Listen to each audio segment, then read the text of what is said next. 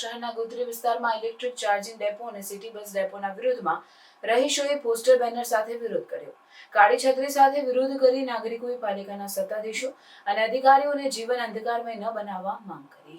Vadodara corporation દ્વારા શહેરના ગોત્રી વિસ્તારમાં કોર્પોરેશનના પ્લોટમાં પ્રથમ ઇલેક્ટ્રિક બસ ચાર્જિંગ ડેપો તેમજ સિટી બસ ડેપો બનાવવામાં આવી રહ્યો છે, જેની કામગીરી હાલમાં પૂરજોશમાં ચાલી રહી છે. ઇલેક્ટ્રિક બસ ચાર્જિંગ ડેપો તેમજ સિટી બસ ડેપો જે બની રહ્યો છે તેની આસપાસ તમામ રહેણાંક સોસાયટીઓ અને એપાર્ટમેન્ટ આવેલા છે. Gunatit residency, elegance apple society, Bhagyalakshmi society, Gunatit residency 2 સહિત 15થી વધુ સોસાયટીઓ આવેલી છે, જેમાં હજારો નાગરિકો રહે છે અને રોજ અહીંયાથી અવરજવર કરે છે. ઇલેક્ટ્રિક ચાર્જિંગ બસ ડેપો અને સિટી બસ ડેપોથી 500 મીટરના અંતરે 3 મોટી અને 2 નાની સ્કૂલો આવેલી છે, જેમાં Gayatri school, Shanan school, Shaishav school તેમજ 2 નાના બાળકોની પ્રી સ્કૂલો આવેલી છે. રોજ સવાર સાંજ નાના બાળકોના વિદ્યાર્થીઓ પોતાના માતા પિતા સાથે અવરજવર કરે છે, તેમજ અહીંયા સ્કૂલ, રિક્ષા, વાન, મિની બસ પણ સવારે બપોરે આવે છે.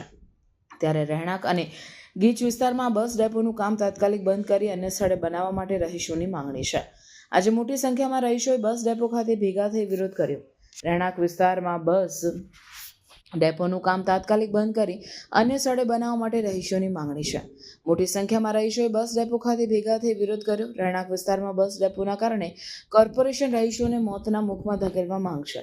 જો બસ ડેપો બીજા સ્થળે નહીં ખસેડવામાં આવે તો રહીશો મત નહીં આપીને ચૂંટણીનો બહિષ્કાર પણ કરશે.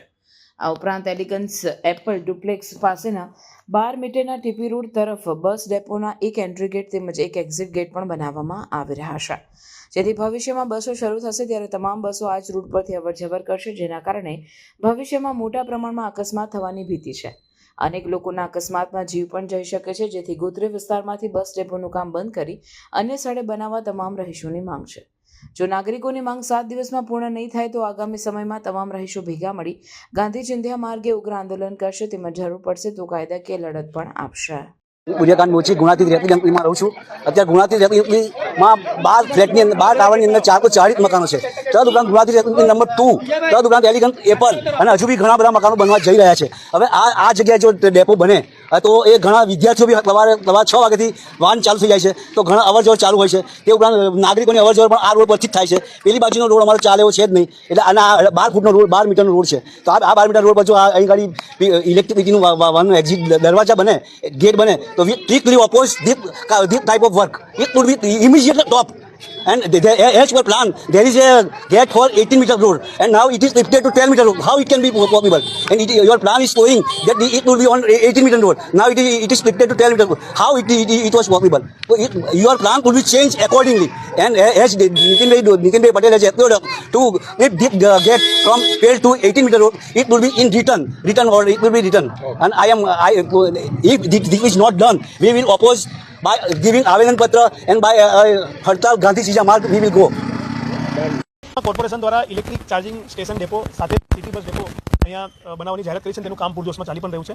અને આજે રહીશો દ્વારા બધા ભેગા થયા અને આ સિટી બસ ડેપો અને ઇલેક્ટ્રિક ચાર્જિંગ બસ ડેપો અહીંયા ન બનવો જોઈએ તેવી અમારી માંગણી છે. અમે આ બસ ડેપોનો વિરોધ કરી રહ્યા છે. આજે પોસ્ટર સાથે અમે દેખાવો કર્યા. ગાંધી ચિંધ્યા માર્ગે શાંતિપૂર્વક આ દેખાવો અમારા હતા. અને અમારી માંગણી એટલી જ છે કે સિટી બસ ડેપો કે ઇલેક્ટ્રિક ચાર્જિંગ બસ ડેપો અહીંયા બનશે તો આસપાસના રહીશો, અહીંયા જે લોકો રહે છે તેમને ખૂબ મુશ્કેલી વેઠવી પડશે. કોર્પોરેશન અમને મોતના મુખમાં ધકેલતી હોય તેવું અમને લાગી રહ્યું છે. અમારું જીવન અંધકારમય બનાવતી હોય તેવું અમને લાગી રહ્યું છે, કારણ કે 12 મીટર રોડ પર કઈ રીતના કોઈ બસ ડેપો આવી શકે તે સવાલ સમજાતો નથી.